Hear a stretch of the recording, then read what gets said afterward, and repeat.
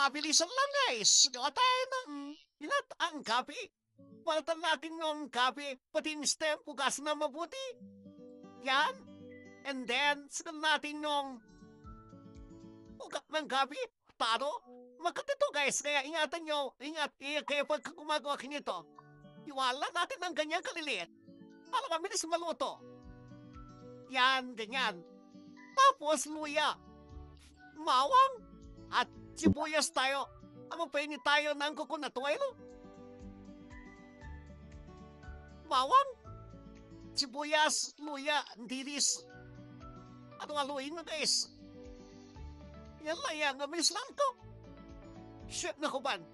Tapos shrimp paste. Haluin na haluin. Aminta. Tapos, langgan natin ng yam-yam cube.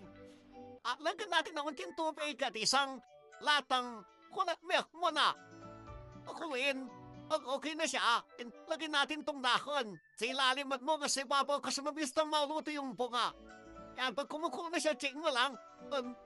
Atigas pa. Akuin mo na unti. Okay na siya. Lagyan na natin second batch ng coconut milk. Takpan.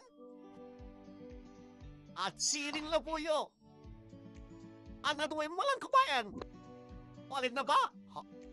Sige, tignan na natin yan. Quality oh. Sarap. Panata mo kabayan. Go! Pasarap ka kabayan ah. Quality. Oh my goodness, nagustuhan na. Oh my God. Napakadali lang to guys. Walang katiyak quality.